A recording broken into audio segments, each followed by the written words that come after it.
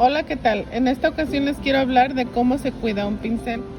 Yo les voy a enseñar cómo trabajo yo con los pinceles. En este caso, los pinceles que yo tengo ya vienen con mi marca.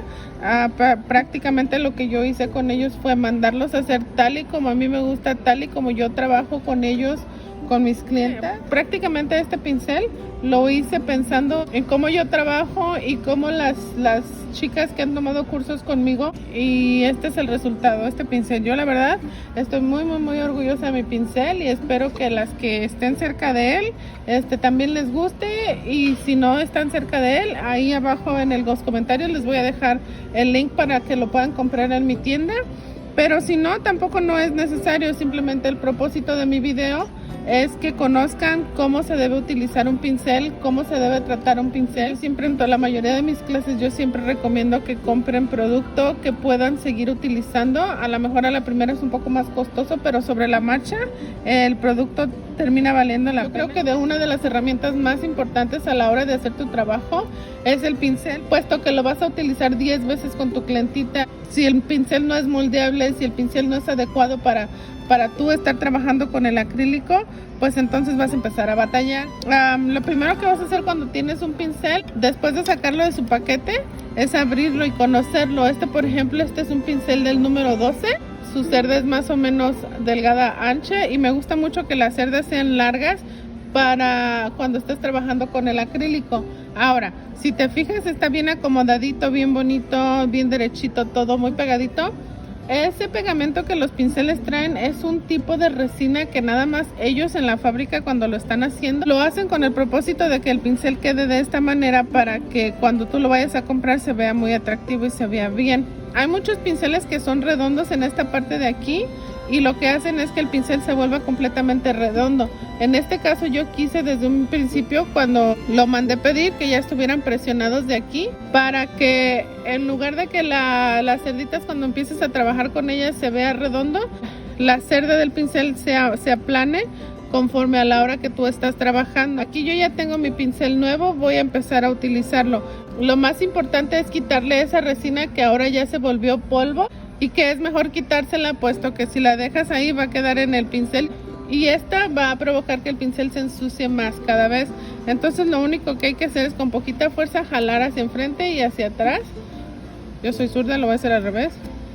Jalar enfrente y hacia atrás. No sé si alcancen a mirar cómo empieza a salir polvo del pincel, y lo tienes que estar haciendo varias veces barriéndolo, hasta que toda esa parte que se ve como polvito, como pegamento, se vaya quitando, para que tu pincel quede completamente limpio. Para esto yo ya tengo mi vasito con monómero, y lo primero que voy a hacer con mi pincel es moldearlo. Lo que esto hace que las cerditas empiecen a separar entre ellas. Ahorita mi pincel ya no tiene exceso de polvo, ya está listo. Lo que yo voy a hacer es recargar mi pincel con la parte presionada del pincel. Quiere decir que esta es la parte de abajo y esta es la parte de arriba de mi pincel, para empezar a moldearlo. Entonces yo voy a meter mi pincel al vasito hasta abajo, y aquí el pincel me va a empezar a sacar burbujas.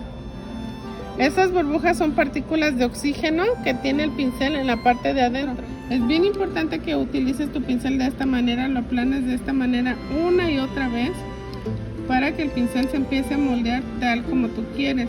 Yo lo que estoy haciendo de este lado es poniendo mi dedito para que no se me vaya a caer mi vasito. Lo presiono de un lado, lo volteo y lo presiono del otro, y así por varios segundos, para que el pincel empiece a hacer lo que tú le digas. Yo siempre hago este chiste con las muchachas. Yo siempre les digo que el pincel es como el marido. Hay que moldearlo para que haga lo que tú quieras. No es cierto, ¿eh? No le vayan a decir a su marido que dije eso.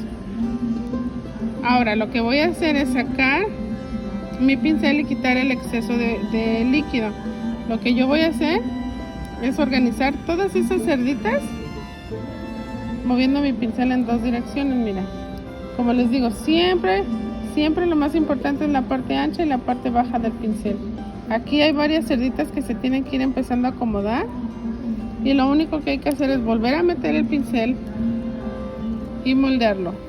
El pincel es bien importante que no lo utilices como escoba. El pincel no es una escoba, nunca lo trates así.